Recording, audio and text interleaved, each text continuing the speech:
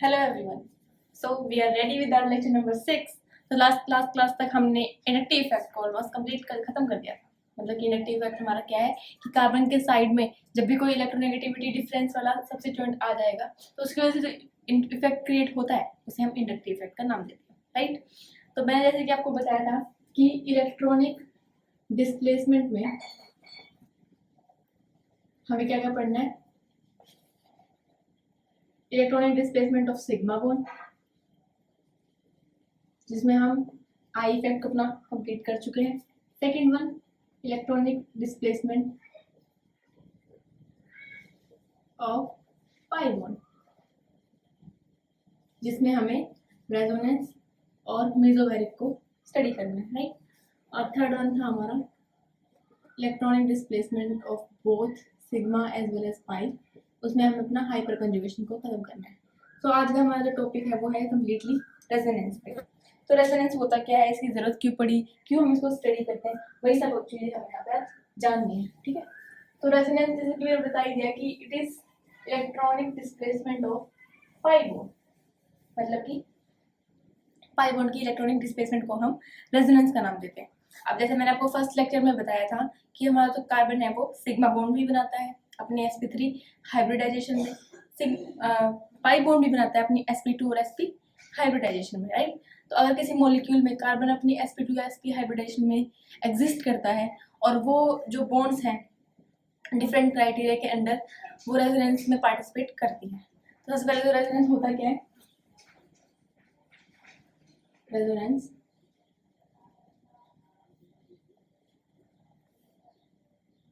that is the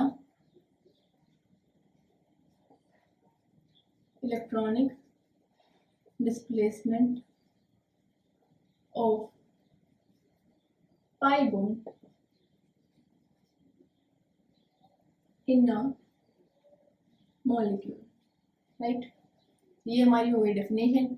अब question उठता है वाई, क्या जरूरत पड़ी हमें रेजोनेंस को स्टडी करने की, क्योंकि हमारा जो इंडक्टिव इफेक्ट है वो सारी प्रॉपर्टीज एक्सप्लेन नहीं कर पा रहा था कार्बन और उसकी मॉलिक्यूल्स की।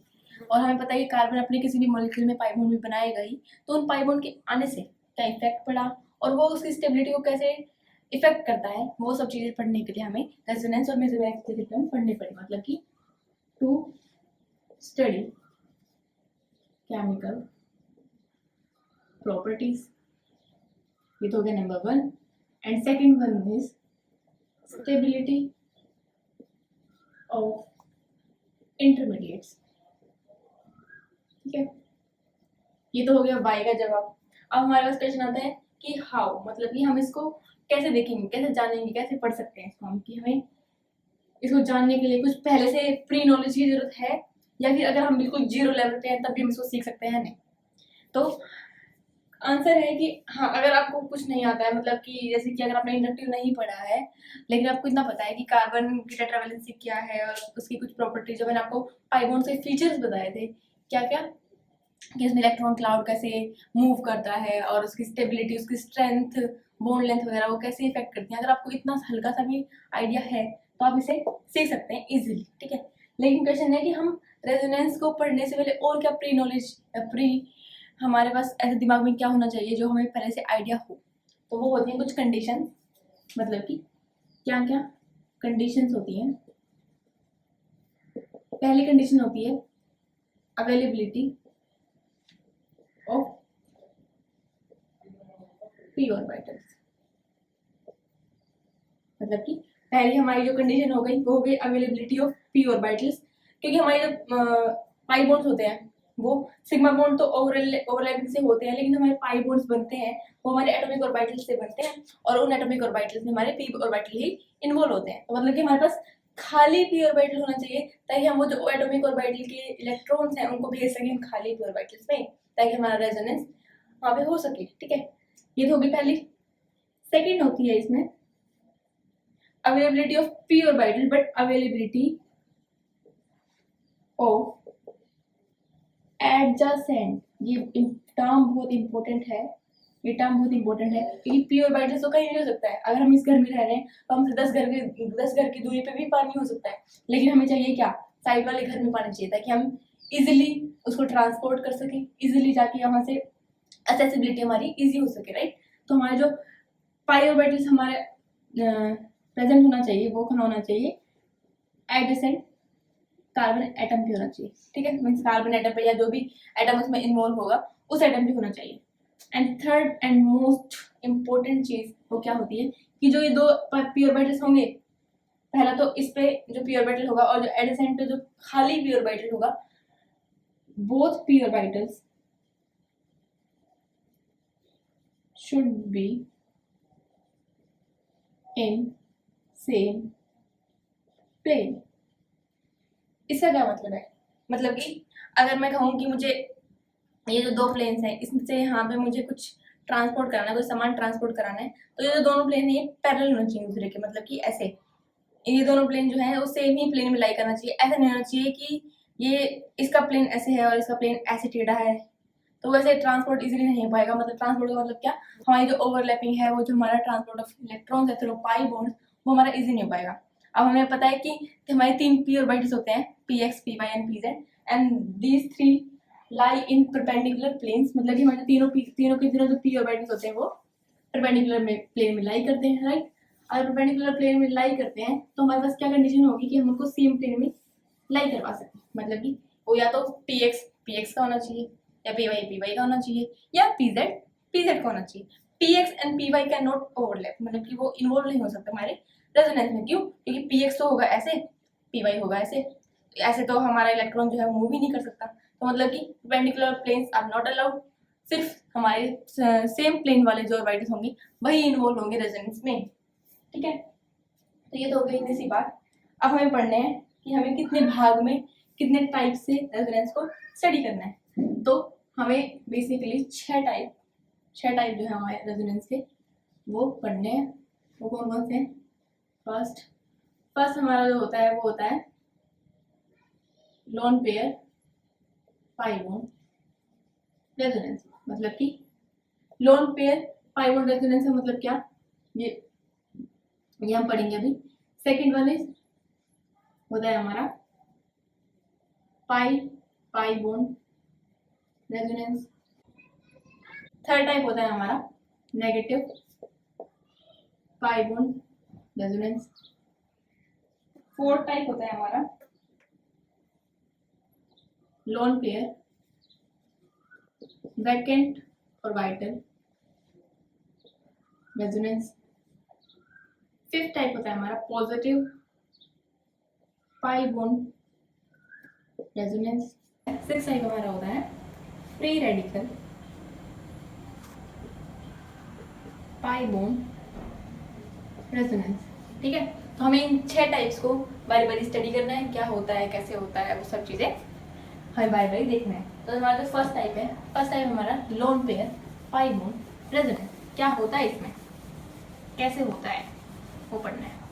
मतलब कि हमारा लोन पेयर पाई बॉन्ड जो रेजोनेंस होगा इसमें कैसी, मतलब पिक्चर कैसी हो सकती है, हम देख के कैसे बताएं कि भाई ये इसका एग्जाम्पल है। तो क्या हो सकता है इसमें, सी पाई बॉन्ड सी, ये एक पाई बॉन्ड होगी और इसके साइड में एक ग्रुप होगा जिसपे लोन पेयर होंगे। मतलब कि एक पाई बॉन्ड के साइड में एक लोन पेयर बेयरिंग स्पीसी होगी।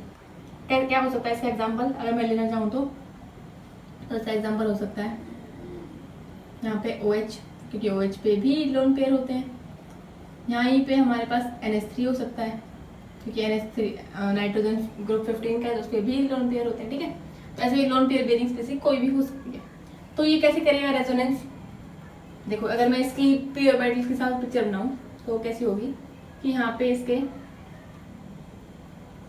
होंगे कुछ,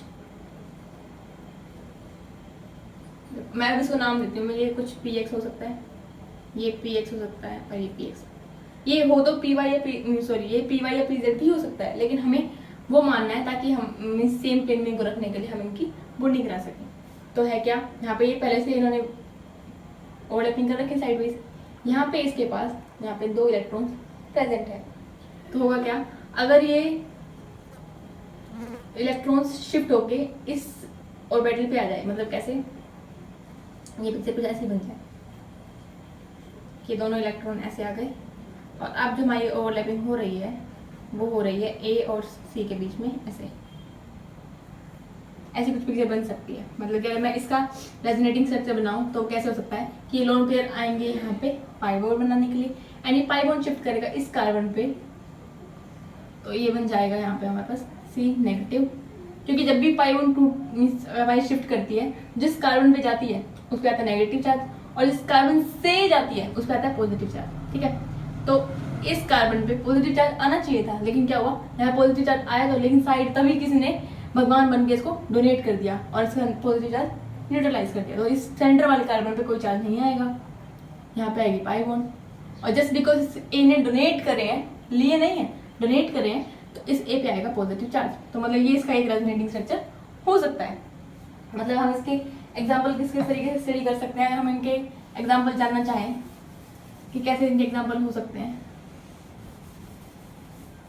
तो इसका एग्जाम्पल हो सकता है जैसे कि मैंने एक ये स्ट्रक्चर ले लिया और यहाँ पे पाई बॉन्ड लगा है और यहाँ पे लगा है हमारे पास NH2, और एक हमारे पास ये स्ट्रक्चर है, यहीं पे पाई बॉन्ड हो रही है, लेकिन ये NH2 यहाँ पे है। अब है क्या इस चीज़ में, अब यहाँ पे देखो, ये एक लोन पेयर बेयरिंग स्पीसी है, ये एक sp2 कार्बन है जिसके पास एक p ऑर्बिटल प्रेजेंट है। ठीक है, ये भी एक sp2 है, तो ये हो क्या सकता है, ये यहाँ पे शिफ्ट करे और ये यहाँ पे शिफ्ट करे और ये बन जाए ऐसा।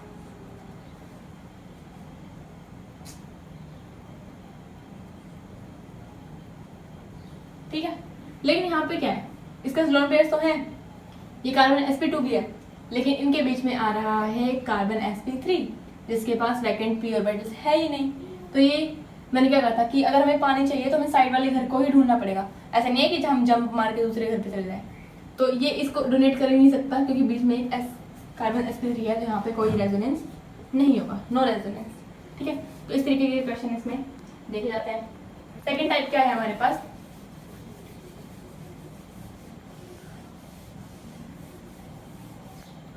सेकेंड टाइप है हमारे पास नेगेटिव पाई बॉन्ड रेजोनेंस। इसमें क्या हो सकता है कि एक सी डबल बॉन्ड सी के साइड में हमारे पास एक नेगेटिव चार्ज स्पीसी हो, मतलब कि नेगेटिव चार्ज स्पीसी क्या है, अगर हमारा नेगेटिव चार्ज जो होता है वो भी हमारा p ऑर्बिटल में ही लाई करता है। तो ये वैसे ही कुछ पिक्चर बन गई हमारे पास कि ये p ऑर्बिटल हैं, ये ओवरलैपिंग कर रहे हैं और यहाँ पे एक a है, इसके पास ऐसे लोन पेयर ऑफ इलेक्ट्रॉन्स हैं, ये नेगेटिवली चार्ज है। ठीक है, तो ये भी अपने जो है ऐसे ये नेगेटिव चार्ज यहाँ पे भेजेगा और ये यहाँ पे, तो हुआ क्या, ये नेगेटिव आ गया यहाँ पे, सेंटर वाले पे वो चार्ज आएगा नहीं क्योंकि इसने अपना नेगेटिव चार्ज डोनेट करा है। तो नेगेटिव चार्ज के बाद जो हमारी स्टेट आती है वो आती है न्यूट्रल की, तो यहाँ पे बॉन्ड बनेगा ऐसे न्यूट्रल वाला। ठीक है, तो ऐसी इसकी रेजोनेटिंग स्ट्रक्चर हो सकती है। अब कौन कौन से ऐसे ग्रुप है जो कि ऐसे नेगेटिव चार्ज हो सकते हैं, मतलब मान लो पहले मैंने अगर यहाँ पे लगा रखा था NH2 और अब हमारे पास हो जाए यहाँ पे NH, तो NH नेगेटिव हो सकता है। इस तरीके से मतलब कोई भी नेगेटिवली चार्ज चीज़ें आपको कहीं भी देखने को मिलती है, तो वैसे अपना इफेक्ट लगाते हैं। ये तो हो गया हमारे पास सेकंड टाइप। थर्ड टाइप हमारे पास आता है, third type lone pair vacant orbitals. अब आप लोग एक बात याद कीजिए, जब मैंने आपको लेक्चर 1 या लेक्चर 2 में जब कराया था तो उसमें मैंने आपको ग्रुप 13 के मॉलिक्यूल्स बताए थे कि ग्रुप 13 के जो मॉलिक्यूल्स होते हैं हमारे वो क्या होते हैं, वैकेंट होते हैं, मतलब कि उनका जो ऑक्टेट होता है वो कंप्लीट नहीं होता है, वो इलेक्ट्रॉन डिफिशिएंट होते हैं। मतलब अगर मैं कहती हूँ एक BF3 का मॉलिक्यूल मैंने लिया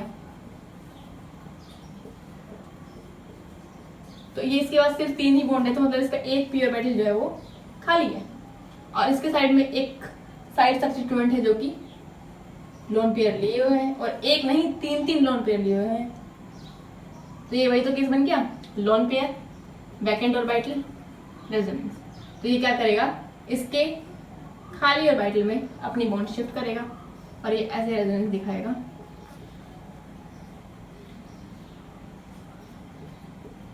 हालांकि इसको हम बैकबोन का नाम भी देते हैं, लेकिन ये एक तरीके से रेजोनेंस का ही टाइप है कि लोन पेयर जो है वैकेंट ऑर्बिटल्स में डोनेट किए जा रहे हैं। ठीक है, तो ऐसे अगर हमारे पास कोई भी अगर लोन पेयर बेयरिंग स्पीसीज है और किसी कार्बन मोलिक्यूल में मतलब कि, और उस लोन पेयर बेयरिंग स्पीसीज के साइड में अगर हमारे ग्रुप 13 के जो है मोलिक्यूल्स आते हैं, ऐसे सेंट्रल एटम वाले आते हैं जो कि इलेक्ट्रॉन डेफिशिएंट होते हैं, तो वो जो लोन पेयर वाले बेयरिंग स्पीसीज हैं वो अपने इलेक्ट्रॉन डोनेट कर सकते हैं उनके पी ऑर्बिटल्स में। ठीक है, 4 टाइप आता है हमारे पास पॉजिटिव पाई बॉन्ड रेजोनेंस।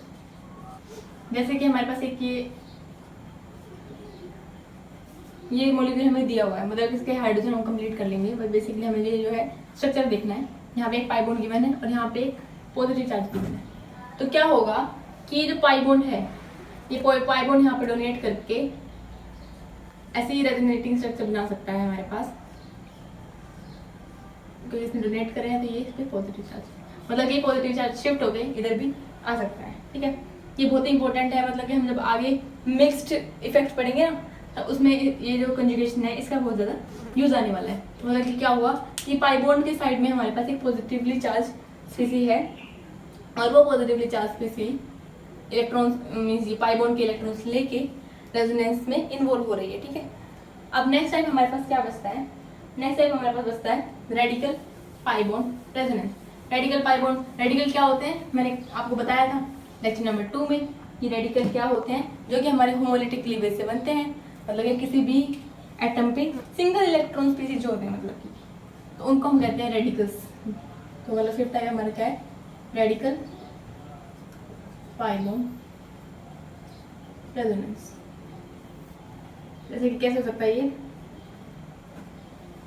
जैसे कि 3 कार्बन तो है, ये है एक रेडिकल, यहाँ पे एक pi bond, radical pi bond resonance. अब होगा क्या अगर ऐसे हो कि ये जो इलेक्ट्रॉन है ये ऐसे आए और ये अपना इसको देते हैं और ये बन जाए कुछ ऐसे,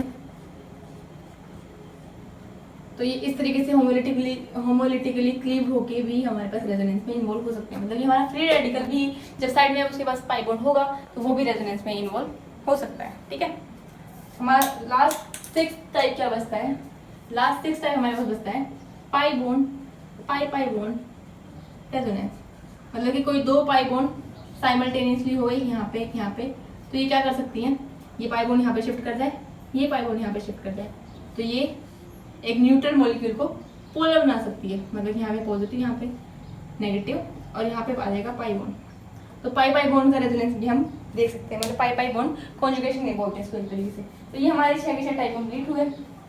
अब इन पे बेस थोड़े से क्वेश्चन कर लेते हैं, फिर इसके बाद नेक्स्ट क्लास में मैं आपको एक नया कंसेप्ट सिखाऊंगी जो कि बहुत ही इंपॉर्टेंट है, वो यहीं से निकला थोड़ा सा, कि हम कैसे देख के बताते हैं कि हाइब्रिडाइजेशन को हम कैसे डिफाइन करेंगे ऑर्गेनिक मॉलिक्यूल्स में। और इसके अलावा हम स्टेबिलिटी ऑफ रेजोनेंस पढ़ेंगे, स्ट्रेंथ ऑफ रेजोनेंस पढ़ेंगे। तो कुछ क्वेश्चन मैं आपको जैसे कि देती हूँ, तो क्वेश्चन क्या है कि आपको बताने की रेजोनेंस है, अकर और नॉट।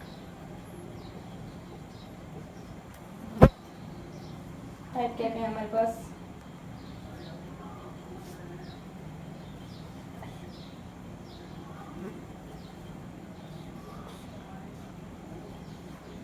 ये हमारे फर्स्ट सेकेंड